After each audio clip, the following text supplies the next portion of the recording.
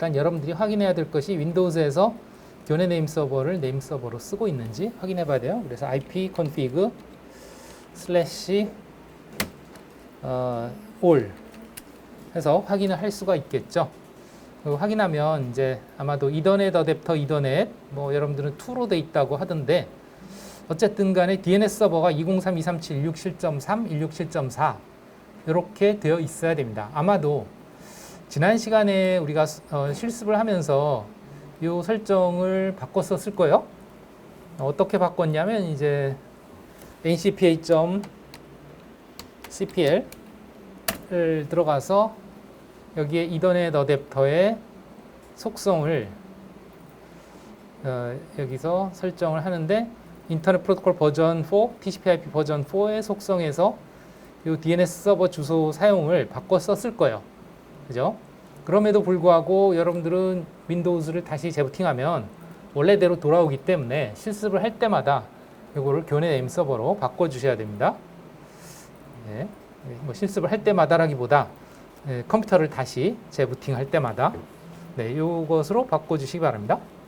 그래야만 여러분들이 브라우저를 띄워서 이제 여러분들의 웹 서버에 이름으로 접속을 할 때 그 이름을 조회를 하는 서버가 이제 우리 교내의 캐싱 서버가 되고 교내의 캐싱 서버는 여러분들이 서비스하고 있는 오토리터티브 서비스에 접속이 가능하기 때문에 IP 주소를 조회할 수 있다 하는 거죠. 네, 이 부분을 해 주시고요. 그 다음에 아까도 얘기했지만 이제 브라우저에서 그 DNS 서버를 이제 보안 DNS 서버를 사용하지 않는 것으로 이렇게 해 주셔야 되겠죠. 여기 브라우저의 오른쪽 위에 점점점 설정 들어가서 개인정보 및 개인정보 보호 및 보안 그래서 여기에 이제 보안 항목이 있죠. 보안 항목에서 보안 DNS 사용 이 부분을 오프로 해놓으면 되겠습니다. ON으로 돼 있으면 꺼주세요. 이걸 켜면 여기에서 이제 DNS 제공 업체를 이제 자기가 기본으로 설정을 할 수가 있는데 그 브라우저의 기본으로 설정할 수 있는데 그냥 윈도우의 기본을 사용하게끔 해주시면 되겠습니다. 네. 물론 뭐 이미 과제에서 제시했듯이 여러분들이 다 테스트를 했으리라고 생각은 됩니다. 그죠? 과제에서 여기 12주차 APM 설치 과제 보시면 이거는 여러분들이 따로 했나 모르겠네요. 네임 서버 좋은 데이터베이스 설정. 요거는 뭐냐면 요거는 돼 있을 거예요. 골뱅이에 대해서 즉 그 도메인 자체에 대해서 IP 주소 그 다음에 www라는 호스트는 그 도메인 자체에 대한 엘리어스로 설정. 요거는 우리가 DNS 실습에서 했죠, 그죠? 그래 돼 있을 거라고 생각은 되는데 어쨌든 한번 볼까요? 존 데이터베이스는 이제 VM1에서 전체적으로 관리하도록 그렇게 했기 때문에 네. 해서 보면 일단 그 도메인 자체에 대해서는 A 레코드가 있죠, 아마도 그죠? 이 라인이 있죠. 그 도메인 골뱅이가 있을 수도 있고 없을 수도 있는데 위에서 골뱅이를 했으면 그것이 그대로 다음번 레코드에 똑같은 필드에 그대로 적용이 되기 때문에 생략이 가능하다 그랬어요, 그죠? 그래서 아마 이게 있을 거고. 그 다음에 www는 골뱅이 즉 jes.dic.cf 도메인이죠. 도메인 자체 이름에 대한 www. 이 뒤에 아무것도 안 붙인 거는 이제 맨 끝에 점이 없으면 이 오리진 즉 jes.dic.cf 이것이 따라 붙는 것이라 그랬죠, 그죠? 그래서 www.jes.dic.cf가 사실은 jes.dic.cf이고 jes.dic.cf는 23.194.150.150이다 하는 의미를 갖죠. 뭐 그래서 조회를 해보면 ns lookup js.jes.dic.cf를 조회를 하면 이와 같이 이것의 진짜 이름은 캐노니컬 네임은 이것이고 그 다음에 그것의 IP 주소는 이것이다. 이것은 엘리어스다. 네. 지리한 거는 엘리어스다. 이런 걸 알려주고 있죠, 그죠? 예, 이렇게 돼야 되고요. 그 다음에 아마 이 라인은 제가 지난번에 한번 소개를 했는데 존 데이터베이스 레코드 설명하면서 소개를 했는데 이렇게 저는 코멘트가 달려 있단 말이에요. 여러분들은 아마 안 했을 가능성이 있죠. 요거를 추가해 주시기 바랍니다. 여기서 세미콜론은 제외하고 세미콜론은 이제 코멘트를 달기 위한 거니까 코멘트를 풀어주어야 되겠죠. 그래서 이 코멘트를 풀겠습니다. 지금 안 풀려 있네요. 여러분들은 없으면 추가를 하세요. 이 라인이죠, DB. DB 서버를 VM2로 할 거거든요. 도메인의 이름으로 VM2로 해볼 거예요. 그래서 db.js.dyc.cf가 되겠죠. db라고 했으니까. 그래서 sudo cat 대신에 vi로 들어가서 저는 뭐 요 라인 x 해가지고 요 커멘트만 지우면 되겠습니다. 이렇게 해주시면 되겠습니다. 물론 여기에서 이제 IP 주소는 여러분들의 VM2의 주소가 되겠죠. VM2가 데이터베이스 서버로서 이제 원격 접속을 할 수 있도록 그렇게 할 거예요. VM1에서. 네. 됐으면 :WQ 해서 저장하고 네. 이렇게 해놓고 이제 그 APM이라고 하는 아파치라고 하는 웹 서비스, 그 다음에 PHP라고 하는 애플리케이션 서비스인데요. 애플리케이션 프로그램을 실행할 수 있는 그런 거고요. 그 다음에 MySQL 또는 MariaDB. 우리는 MariaDB를 설치할 거예요. MySQL은 이제 완전히 상용화가 되어서 물론 뭐 무료로도 쓸 수 있는 부분이 있지만 그래도 이제 MariaDB가 MySQL에서부터 이제 포크가 돼가지고 갈라져서 나와서 이제 MariaDB 재단에서 이제 오픈 소스로 제공을 하고 있는 데이터베이스고요. 그래서 MariaDB를 설치를 하려고 합니다. 그래서 세 가지 APM이라고 보통 얘기하는데 그걸 중심으로 다뤄볼 거고, 그래서 이제 여기에 보시면 설치 과정을 보면 어떤 식으로 되어 있냐는 설명을 좀 해보면, 우선 여러분들이 CQNS 리눅스가 인포싱 상태로 되어 있는지 확인을 해주시고요. 왜냐하면 인포싱 상태에서 기본적으로 그 허용이 안 돼 있는 부분이 있어요. 우리가 하려고 하는 게 어떤 거냐면 이제 원격으로 데이터베이스를 접속한다든가 이런 걸 할 때 그런 것들이 이제 허용이 안 되거든요. 원래 CQNS 리눅스 상태에서는 보안 때문에 그런 것들을 이제 풀어줘야 돼요. 그런 부분을 해보기 위해서 일단 인포싱 상태 이제 확인해 주시고, 안 돼 있으면 이제 인포싱 상태를 해야 되겠죠. 그거는 이제 etc 밑에 뭐 저쩌고 파일에서 한 다음에 재부팅을 하면 되겠죠. 인포스 상태로 하는 건. 물론 이제 수업 시간만 해보려면 이제 set 인포싱 해서 할 수도 있겠죠. sudo set 인포스. 어쨌든 근데 영구 적용으로 해주시고, 그 다음에 이제 뭐 한번 업데이트 해주시고, 최신 버전을 받아오기 위해서 그 다음에 HTTP 서비스 설치를 하고, 아파치라고 하는 그 패키지예요. 웹서버. 별표를 한 거는 HTTP 관련 여러 가지 패키지들이 있기 때문에 그걸 한꺼번에 설치하기 위해서 그렇게 했고요. 그 다음에 이제 여기에서부터 이제 MariaDB를 설치하기 위해서 우선 MariaDB에 대한 정보를 확인하는데, 기본적으로는 이제 그 레드햇 리눅스에서 RHL 엔터프라이즈 리눅스에서 그 패키지 레포지터리에서 제공하는 그 정보가 뜰 거예요. MariaDB가. 근데 그게 이제 워낙에 그 레드햇이 보수적이거든요. 그래서 상당히 검증이 되고 또 검증이 된 버전을 쓰고 있어요. 그러다 보니까 최신 버전을 적용하지를 않아요. 이 RHL은. 그래서 우리는 한번 그 레드햇 엔터프라이즈 리눅스의 그 패키지 리포지터리의 그 기본 MariaDB가 아닌 MariaDB의 그 재단에서 최신으로 제공하는 안정화 버전, 아마 지금 안정화 버전이 제가 과제를 낼 당시에는 12.2 버전이었는데요, 분명히. 근데 과제를 내고 한 이틀 정도 있다 보니까 12.3으로 버전이 올라갔더라고요. 근데 이제 12.2 버전과 3 버전의 특징은 둘 다 안정화 버전이긴 한데 12.3 버전이 롱텀으로 그 지원을 하는 그런 버전이 됐어요. 그래서 롱텀 지원 버전이 되면 한 10년간을 지원을 해주거든요. 업데이트나 보안 패치나 이런 것들을. 그래서 12.3 버전으로 한번 설치를 하는 게 좋을 것 같아요. 뭐 12.2로 해도 안 되는 건 아닙니다.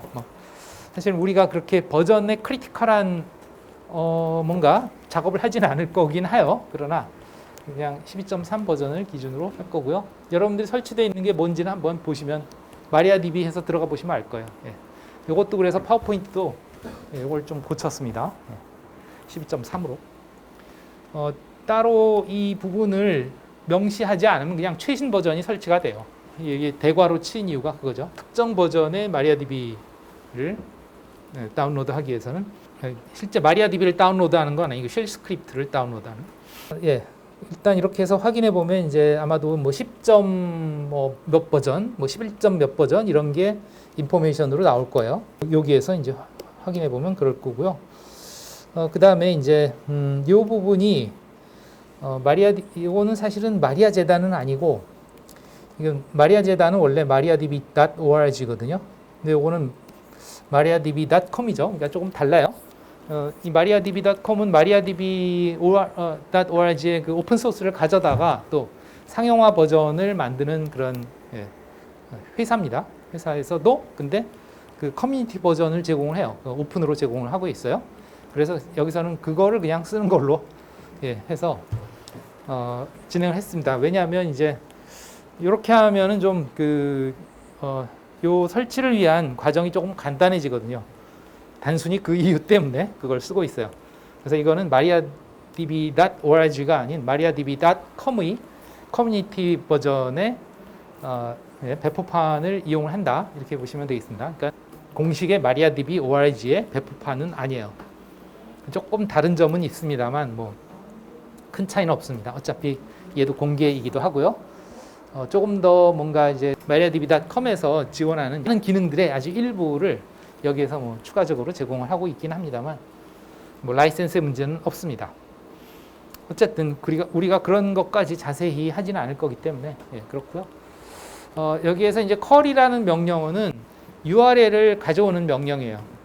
그러니까 URL이라는 건 어떤 리소스죠, 그죠? 그래서 우리가 http:// 뭐 해서 그 사이트의 주소가 바로 뭐 보통 URL이다 그러는데 그 URL을 브라우저 창에다 집어넣으면 창이죠. 주소창에 집어넣고 엔터를 치면 그 주소에서 데이터를 가져와서 브라우저 창에 보여주죠. 근데 저 curl 명령어는 그걸 브라우저 창에 보여주는 게 아니고 그냥 텍스트 기반으로 이거는 그냥 출력을 합니다. 어디로 출력하냐? 스탠다드 아웃으로 출력을 하죠. 파일로 저장하는 명령어는 wget입니다. 이거랑 또 비슷한데 파일로 저장이 돼요. 그렇게 좀 다른데요. 어쨌든 이 wget이나 cur이나 전부 커맨드 라인에서 어떤 URL의 데이터를 그냥 가져오는, 브라우저 없이도 가져올 수 있는 그런 도구이고요. 그 중에서 우리는 cur를 써서 일단 스탠다드 아웃으로 출력을 하도록 했는데 사실은 출력을 하는 게 아니고 파이프로 누구한테 넘겼냐면 배시한테 넘겼어요. 그럼 배시가 어떤 작업을 하느냐? 이 내용을 처리를 해요. 그럼 이 내용이 뭐냐면 사실은 쉘 스크립트입니다. 그러니까 결국은 이 mariadb repo setup이라는 이게 쉘 스크립트거든요. 이 쉘 스크립트가 배시에서 실행이 되는 거죠. 이렇게 실행을 한다. 그럼 쉘 스크립트에서 이제 최신의 mariadb의 리포지토리를 등록을 해버립니다. 그러니까 설치를 하는 게 아니에요. 이건 설치를 하는 게 아니고 그 설치를 하기 위한 그 패키지가 있는 저장소를 쓸 수 있게 등록해주는 과정이에요. 그렇게 해서 이제 리포리스트를 확인해 보면 리포리스트에서 이제 mariadb의 리포지터리가 따로 나와요. 아마 봤을 거예요, 여러분들이 보셨을 거고, 뭐 그거를 텍스트 파일로 저장을 해놓은 게 있는데 뭐 한번 보면서 같이 할까요? 여러분들도 뭐 과제로 제출을 했을 거라고 생각은 되는데 여기에서 뭐 HTTP 설치하고 mariadb 서버를 확인해 보면 아마도 버전 5. 이게 이제 그 원래 레드햇의 리포지터리에 있는 버전이고요. 좀 더 구체적으로 보면 모듈 리스트에서 보면 이제 10.10이라고 11.8을 레드햇의 엔터프라이즈의 그 앱스트림이라고 하는 저장소에서 제공을 하고 있고, curl 부분을 실행을 하면 즉 리포지터리 셋업이라는 소리죠. mariadb를 가져오기 위한 저장소를 설치하는 스크립트를 이제 배시를 통해서 실행한 거죠.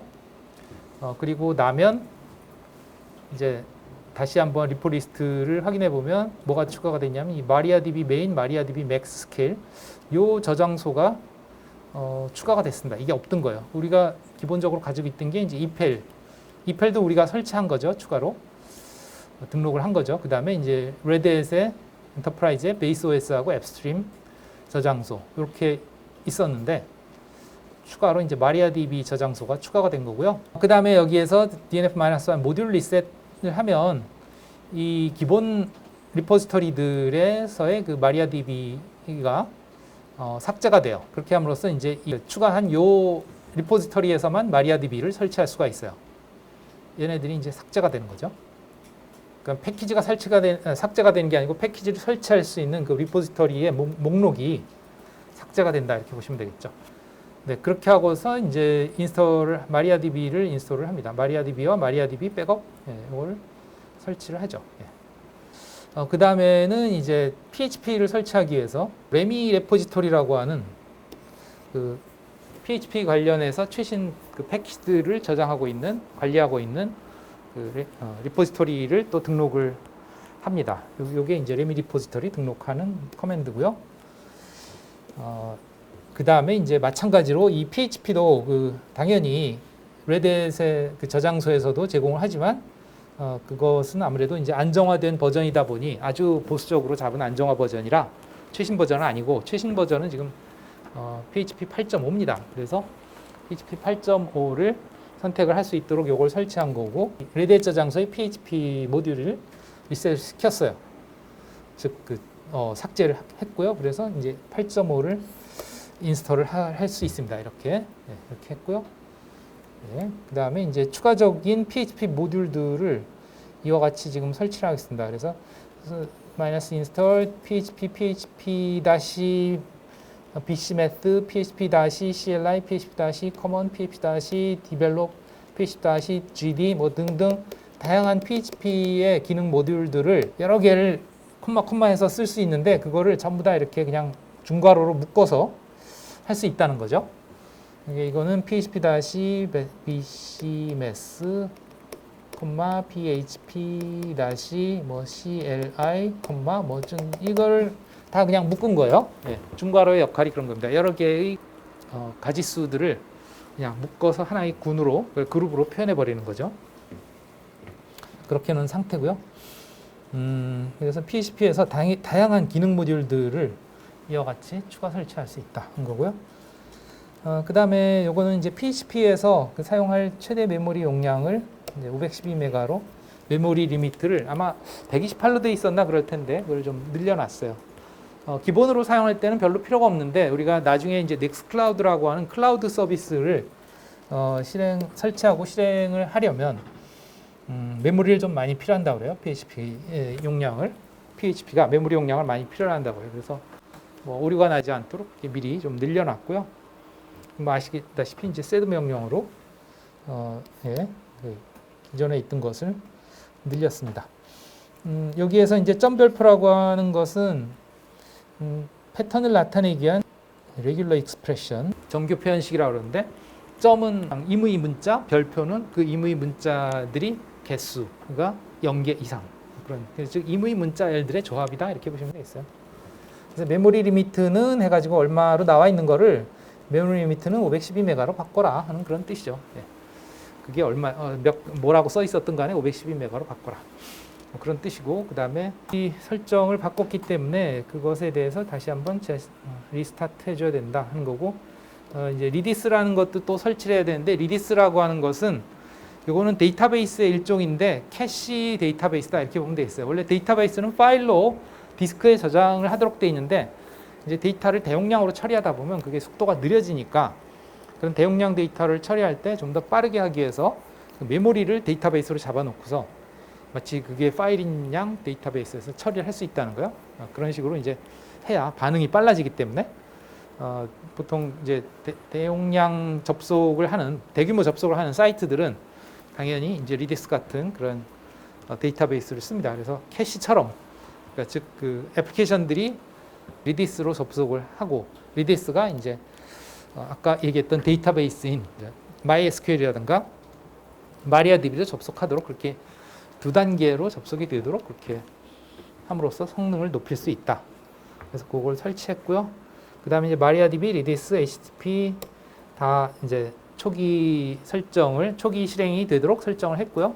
이네이블 통해서 이네이블 해서 또 요거는 이제 지금 바로 실행하는 거죠. 그리고 상태를 봤으면 됐겠고, 그 다음에 이제 이 각각에 대해서 어느 포트로 리스닝 중인지 이제 그 소켓 준비되어 있는 것들을 확인하실 수 있겠고, 뭐 그런 과정이 쭉 여기에도 스테이터스 결과는 안 보여줘 그냥 명령만 했네요. 저도 어쨌든 그러하고 그 다음에 이제 파이어월에서 각각에 대해서 이제 열어주고 HTTP 같은 경우에는 이제 기본적으로 80번 TCP이겠죠. 그 다음에 HTTPS는 이제 443인가 뭐. 그 다음에 MySQL은 왜 안 했지? 파이어에 MariaDB는 MySQL로 하시면 될 거예요. MySQL을 아마 여기서는 안 하고 VM2에서만 했던 것 같으네요. 왜냐하면 시나리오 상으로는 여기에 있는 MariaDB는 즉 VM1이죠. VM1에 있는 MariaDB는 그냥 로컬에서만 접속을 해보는 거기 때문에 방화벽을 열지 않아도 상관은 없습니다. 로컬에서는 로컬 호스트로 접속할 때는 방화벽에 제한을 받지 않기 때문에. 그러나 이제 외부에서 접속할 때는 예를 들면 VM1에서 VM2에 MariaDB로 접속할 때 이제 외부에서 접속하는 거잖아요. 그럴 때는 이제 방화벽이 차단을 하기 때문에 이제 VM2에서는 아마 MySQL로 서비스를 해서 열어놨을 거예요. 왜 MySQL로 하냐? 이제 MySQL이나 MariaDB나 똑같이 3306번의 포트를 쓰는데 서비스 등록 자체가 원래 MariaDB보다 MySQL이 먼저 나왔기 때문에 아까도 얘기했지만 MariaDB는 그것을 포크해서 새로 만든 거기 때문에 일단 MySQL 그걸 기본으로 이제 서비스 이름이 되어 있다. 파이어에서 그렇게 보시면 되겠습니다. 어쨌든 그래서 이제 여러분들이 접속을 하면 이와 같이 접속이 되어야 된다. 아마도 잘 되고 있겠죠. 네. 테스트 해보시기 바랍니다. http:// 아까 했던 www.js.dic.cf으로 접속을 하면 이런 페이지가 떠야 되고 그 다음에 이제 /jsli.html 이라는 파일로 접속하면 이런 페이지가 떠야 될 거고 그 다음에 이거는 그 아주 정적인 심플한 문서죠. 그냥 HTML 파일 안에 이 내용이 다 들어있는. 물론 이 이미지 파일은 HTML 파일에 있는 건 아니고 이건 또 링크를 걸어놨죠. 링크를 걸어놨고 그 다음에 jsli.php라고 하는 PHP 프로그램을 실행을 하면 이와 같이 창이 뜰 거고 이 이름을 뭐 아무나 이름을 집어넣으면 가나다라고 집어넣고 제출을 하면 이제 익명이 아니고 가나나로 내가 입력했나요? 어쨌든 이런 정보가 나타나고 그 다음에 이거는 이제 PHP 설치 정보와 PHP의 그 상태를 확인할 수 있는 커맨드 결과를 보여주고 있습니다. 그래서 앞에 봤던 요런 페이지는 정적인 페이지예요. 그냥 파일에 저장되어 있는 그 내용을 그대로 읽어서 보여주는 그런 페이지라면 이 페이지는 동적인 페이지죠. 그래서 일종의 프로그램이 되어 있는 거죠. 그 프로그램의 실행 결과 값을 출력해서 그 출력 결과가 페이지로서 우리한테 전달이 된다. 이렇게 보시면 되겠습니다. 지금 jsli.php 같은 경우에 여기 보면 이제 HTML 문서라고 되어 있지만 물론 이제 jsli.html 문서도 HTML 문서죠. 그래서 HTML로 끝나고 있고요. /HTML로 그 사이에 있는 건 전부 다 정적인 데이터들이에요. 그냥 뭐 페이지 created by jsli 뭐 하고서 이미지 소스 해가지고 이미지는 요거는 뭐 어느 사이트에 있는 .png라고 하는 png 파일 사이즈는 뭐 이런 식으로 해서 보여줘라 하는 그런 그냥 아주 단순한 그죠? 웹서버 테스트 페이지, 테스트 웹서버 페이지는 요거는 타이틀, 요 탭에 나타나는 거죠. 탭에 나타나고 웹서버 테스트 페이지 요거는 이제 이 부분이죠. 이 부분. 그래서 이 부분을 표시하기 위해서 뭐 여기 보시면 요 헤드 사이즈, 그러니까 이 글자들이 그냥 글자가 아니고 헤드, 머릿말이라는 뜻이야. 머릿말의 사이즈를 2번으로 해서 뭐 사이즈 크기를 주고 그 다음에 텍스처 라인을 센터로 해서 가운데 정렬을 하고 뭐 그런 내용들이 있죠. 그 다음에 컬러는 뭐 이런 식으로 아마도 그 파란색 쪽에 가깝게 RGB 값이거든요. 그래서 B 값이 FF니까 가질 수 있는 최대값이 한 바이트씩 가지는 거죠. 255 되죠. 뭐 R 값, G 값 이거 다 이제 16진수로 표현한 거죠. 그래서 그 R의 농도, G의 농도, B의 농도, B의 농도가 지금 가장 크게 돼 있어서 파란색에 가깝게 표시되고 있죠. 등등. 그 다음에 이제 뭐 다음 라인에는 페이지 created by jsli 나오고 이모티콘 나오고 그런 식으로 돼 있고요.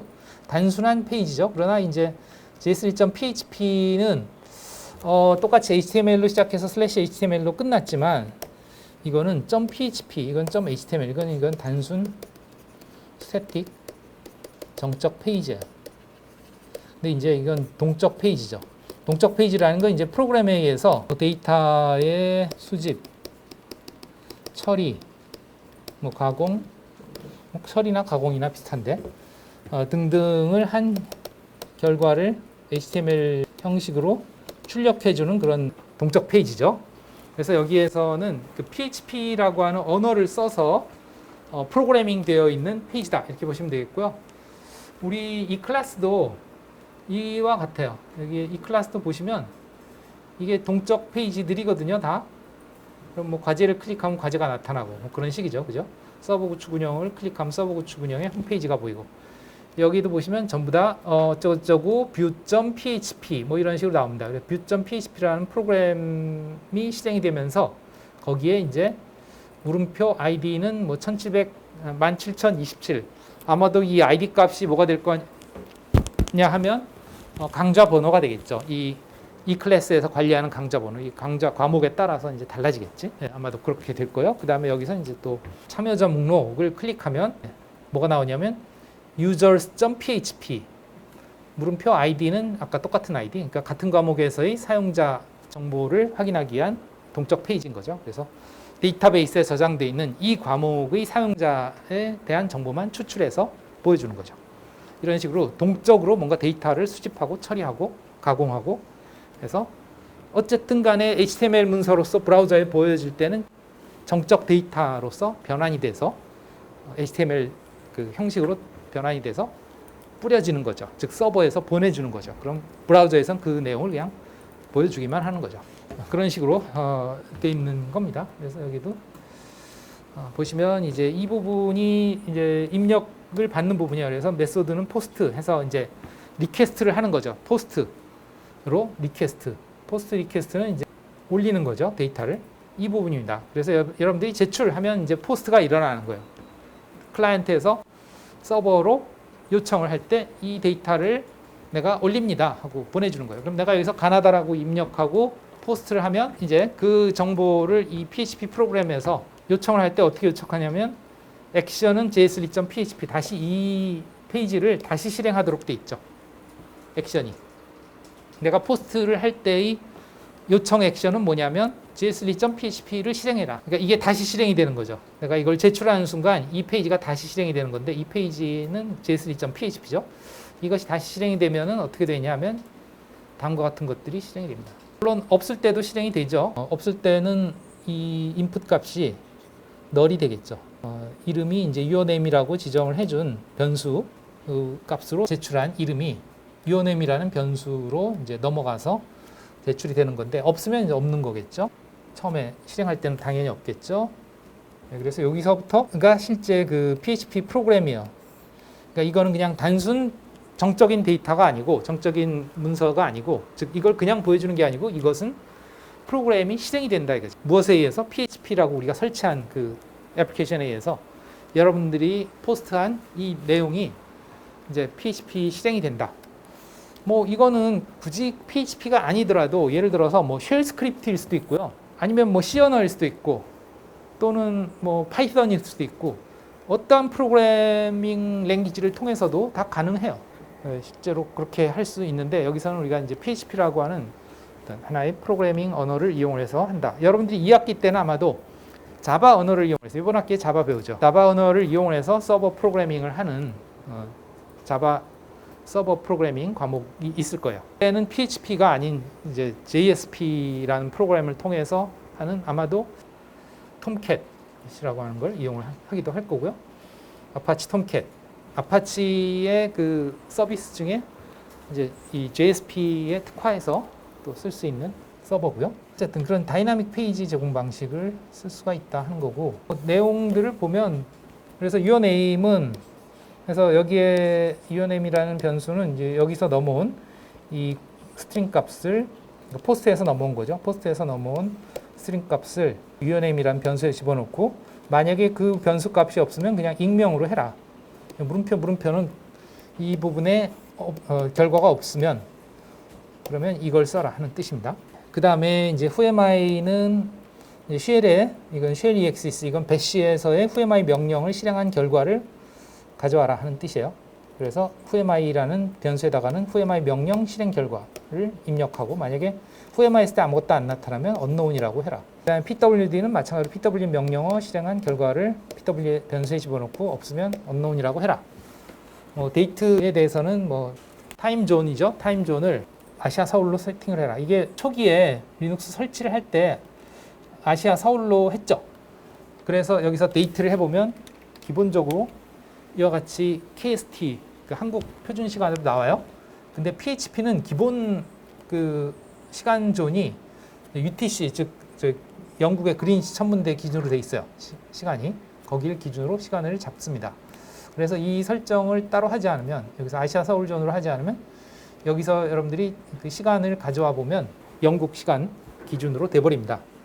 요 부분이군요. 서버에서 리퀘스트 타임, 즉 사용자가 클라이언트로서 이 포스트를 하는 리퀘스트를 서버에 접수됐을 때의 시각이 변수로 들어있는데 그 변수를 이러한 포맷으로 바꿔서 여기에 변수 값은 이거는 그냥 초로 돼 있어요. 1970년 몇 월 며칠 1월 1일인가 뭐 하여튼 거기를 기준으로 한 현재 시간의 초가 몇 초냐 하는 그 값이 들어가 있을 건데 그 값을 이제 연, 월, 일, 뭐 시, 분, 초 뭐 이런 식으로 변환을 해서 리퀘스트 타임에다가 변수에다 집어넣고 그 다음에 에코, 이건 출력하는 거죠. 마치 배시에서 쉘에서의 에코와 똑같은 명령이 이제 PHP에도 있어요. 그래서 에코 해서 your 변수, 에코의 이 변수와 그 다음에 다른 스트링을 이제 계속해서 이어붙여서 출력을 할 때 쉘에서는 그냥 이어붙여서 출력을 하면 되지만 PHP에서는 어떻게 되냐, 이렇게 변수값, 스트링값 이런 것들을 점으로 이렇게 이어붙일 수가 있습니다. 보시다시피 여기도 변수, 스트링, 변수, 스트링 있잖아요, 그죠? 점으로 이어붙입니다. 그렇게 할 수도 있고 그 밑에 것처럼 할 수도 있습니다. 제가 간단하게 PHP 문법을 설명드리는 거예요. 또 echo를 하는데 아예 그냥 전체 스트링을 쓰되 변수는 이런 식으로 중괄호 안에다가 변수 이름을 집어넣으면 돼요. 이 변수는 이제 서버에서 접수한 호스트네임, 그러니까 이런 식으로 여러분들이 그 호스트 이름을 www.js.dic.cf라고 해서 리퀘스트를 했잖아요. 그럼 서버에서는 그걸 받아서 변수로서 기억을 하는 거죠. 변수, 서버 HTTP 호스트 변수 안에 집어넣고 있어서 그 값이 출력이 되죠. 이와 같이. 그러니까 여러분들이 입력하는 대로 만약에 여러분들이 여기서 www를 빼먹고 그냥 js.dic.이라고만 입력을 한다면 이렇게 www를 빼고 한다면 그래도 계속 붙네. 안 붙도록 delete. 자꾸 붙어서 www 안 쓰고 그냥 js.dic.cf. 어차피 이렇게 해도 똑같은 걸로 인식을 하기 때문에 이렇게 나오는 것 같네요. 아마 이것을 js.dynet.cf로 하면 dynet.cf로 인식을 하겠죠. ww 빼고 이와 같이 js.dynet.cf. 즉 여러분들이 입력한 값을 이제 받아서 이거는 우리가 지난번에 HTTP 리퀘스트 분석을 할 때도 봤지만 그 HTTP 헤더에 호스트 콜론해서 호스트네임이 들어가죠. 그 이름이에요. 여러분들이 브라우저에다가 입력한 그 이름이 그 호스트네임으로 돼서 리퀘스트로 전달이 되거든요. 헤더에, HTTP 헤더에. 그 값을 변수로서 가지고 있다가 출력해 주는 거죠. 마찬가지로 이제 여기에 보면 변수를 이렇게 중괄호로 쳐서 스트링 안에다가 집어넣을 수도 있다. 그러니까 이렇게 할 수도 있고 이렇게 할 수도 있다. 그러니까 변수와 스트링을 혼합해서 에코 문서에서 출력을 하기 위해서 두 가지 방법이 있다. 점으로 이어붙이는 방법이 있고 아예 전체 따옴표 안에 스트링을 집어넣되 변수를 이렇게 중괄호로 가르치면 그 변수 값이 거기에 들어간다. 그 다음에 이제 PHP info라고 하는 함수는 이 PHP의 정보를 가져와서 이와 같이 출력해주는 그런 함수예요. 이게 지금 PHP info의 결과입니다. 그래서 여기 보시면 뭐 PHP 버전도 나오고 여기에 설치된 모듈들 뭐 등등 다양한 내용들이 PHP에 대한 정보를 보여주고 있다. 여기 보시면 되겠어요. PHP 8.5.6이 설치되어 있으면 뭐 정상이죠, 여러분들. 다 해봤나요? 네, 오케이.